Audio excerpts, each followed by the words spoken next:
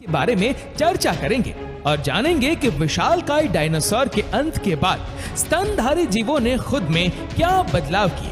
तो देर किस बात की, आइए शुरू करते हैं आज का ये वीडियो। पृथ्वी ने अपने निर्माण से लेकर अब तक कई तरह के परिवर्तनों का सामना किया, जिसमें वह आग के गोले की तरह सालों तक जलती रही और फिर बर्फीले ग्रह में तब्दील हो गई। लेकिन इन बदलावों के कारण ही पृथ्वी पर समुद्र का निर्माण हुआ, भूमि के टुकड़े आपस में जुड़े और फिर भूकंपीय तरंगों से एक दूसरे से टूटकर अलग भी हो गए। भूमि के ये छोटे टुकड़े समुद्री लहरों के साथ सफर करते हुए जब किसी दूसरे से जुड़े तो उस टक्कर की वजह से विशालकाय पहाड़ों का निर्माण हुआ था। हिमालय का निर्माण भी इसी तरह हुआ है, जब भारत का भूमिखंड समुद्री यात्रा तय करते हुए एशिया के जमीनी हिस्से से जा टकराया था। इस तरह पृथ्वी पर अलग अलग देशों और महाद्वीपों का निर्माण हुआ, जहां विकास के क्रम को आगे बढ़ाते हुए जीवों की कई प्रजातियां रहती थी।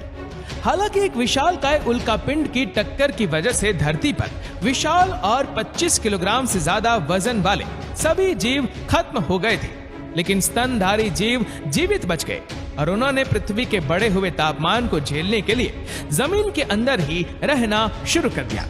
इस तरह सालों साल ये प्रक्रिया चलती रही और आखिरकार इंसान का अस्तित्व सामने आया।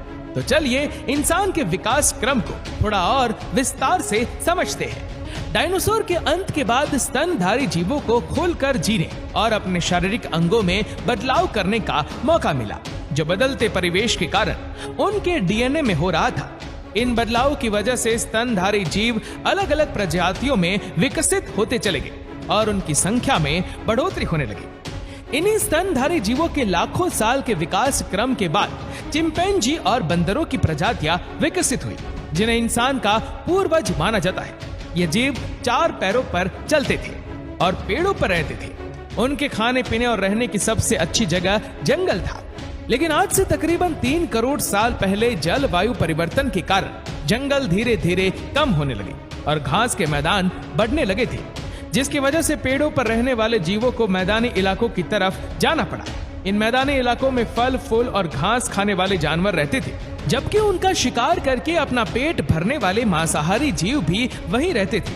आज से तकरीबन 1 करोड़ साल पहले पृथ्वी काफी हद तक आज की तरह दिखाई देने लगी थी, जिसका वातावरण और तापमान सब कुछ जीवन जीने के लायक था। लेकिन इसके बावजूद भी पृथ्वी पर इंसानों की कमी थी, जो आगे चलकर धरती को एक नया ही रूप प्रदान करने वाला था। लेकिन आज से तकरीबन 40 लाख साल पहले पृथ्वी के गर्भ में एक बार फिर हलचल हुई, जिसकी वजह से अफ्रीका के पूर्वी इलाकों में एक नई पर्वत श्रृंखला का निर्माण हो गया था। उस पर्वतमाला को आज ईस्ट अफ्रीकन रिफ्ट वैली या ग्रेट रिफ्ट वैली के नाम से जाना जाता है। लेकिन इस पहाड़ के विकसित हो जाने से धरती पर बड़े बदलाव होने वाले थे। दरअसल ये पहाड़ जिस जगह पर खड़ा था, उसके ठीक पीछे अफ्रीका का बहुत बड़ा जंगल था। उस जंगल में सैकड़ों की संख्या में अलग अलग जीव जंतु रहते थे। लेकिन अचानक से पर्वत श्रृंखला खड़ी हो जाने के कारण जंगल तक आने वाला मॉनसून पहाड़ की दूसरी तरफ ही बरस जाता था। बरसात ना होने की वजह से हरे भरे जंगल पूरी तरह से खत्म हो गए, जिसकी वजह से वहां रहने वाले जीव जंतुओं को भोजन की कमी होने लगी थी। उन्हीं जीवों में इंसान के पूर्वज या यूं कहे कि बहुत दूर के रिश्तेदार भी शामिल थे, जिन्हें पायरोलापिथेक्स के नाम से जाना जाता है। इंसानी परिवार की शुरुआत इसी प्रजाति के जीव से हुई थी, क्योंकि पायरोलापिथेक्स